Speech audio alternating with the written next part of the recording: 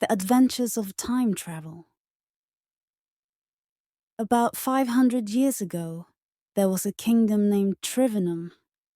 It was named so because it was surrounded by 3 seasonal rivers which bear tides in rainy season and remain dry throughout the year. It was pretty well placed, with lush green sites all around. The Trivenum Kingdom was a perfect blend of tradition and prosperity. By God's grace, it was provided with all natural resources which were used but not exploited by man. One could have a sigh of relief in nature's lap. This distinguished kingdom was owned by a desperate ruler who was called Arges, powerful. His name was King Ramangangam Suryavanshi. He was nicknamed as King Raman. This worked for the welfare and betterment of his people. He wanted to search each and every means by which he could make his people happier and wealthier. He passed many plans, policies, and reports for the welfare of his people, but he was not satisfied. He wanted his present to be more comfortable, luxurious, productive, and prosperous. Actually, he was not very happy with his life and palace in which he lived. He believed that land was productive, but people were not creative enough to pull out the best from it.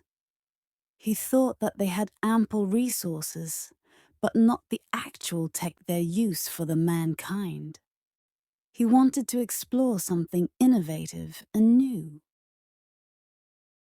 King Raman decided to see l'avenir, future, and the past. He decided to make a time travel from his past to future to explore new ideas.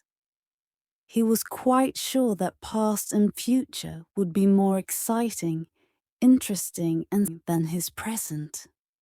So he sat wheel within wheels in search of halcyon days, happy days.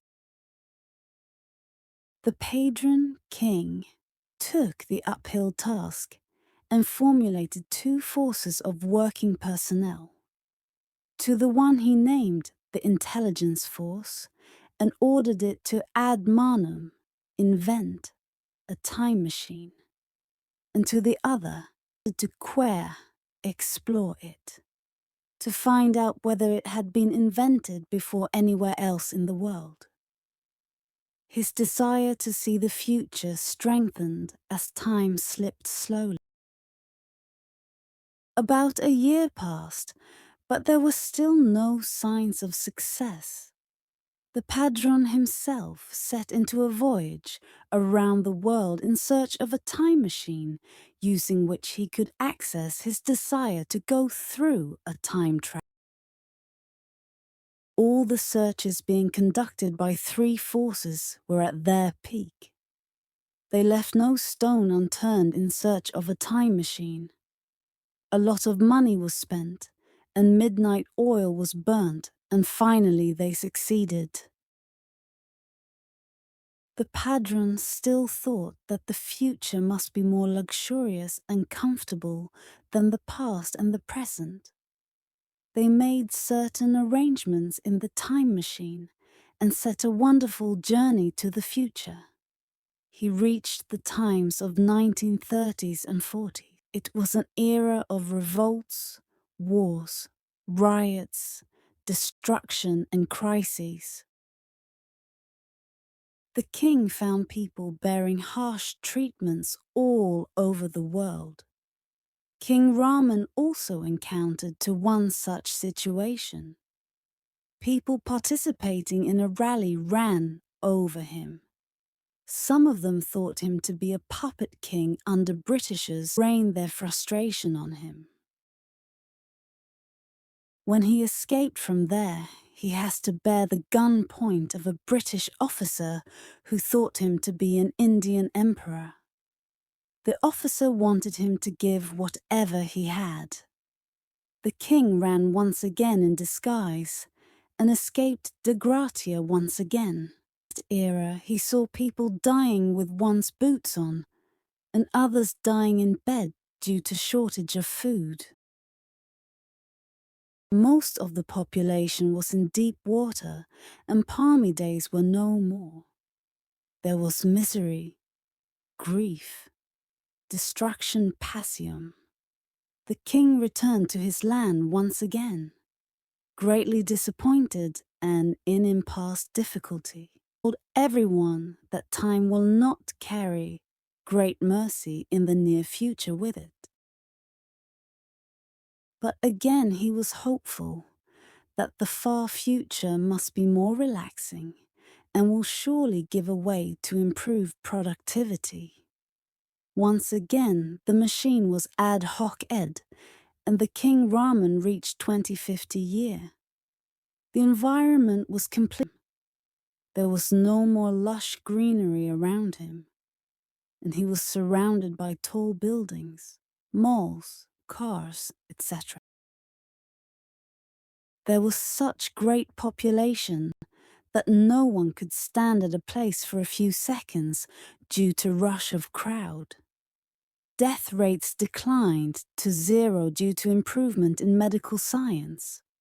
Old people rejuvenated themselves by adjusting artificial hearts. Everyone lived singly.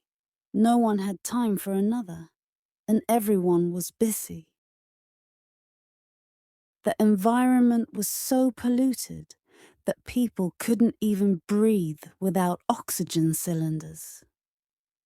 Moral values like charity, brotherhood, trust, togetherness, unity were completely disappeared.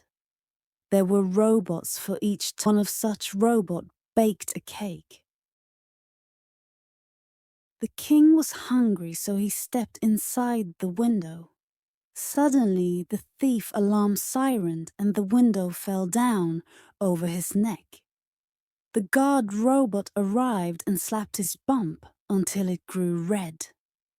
The king ran away, screaming and shouting. He again came back to his land. The king was in despair. He wept bitterly and cursed himself for trying to find more happiness in past and future. He thanked his motherland and kissed it. He understood that the real essence was in enjoying the present and not in past and future. Also, one should thank the God for what one has received from him. The real happiness is in serving others with humanity, kindness and love.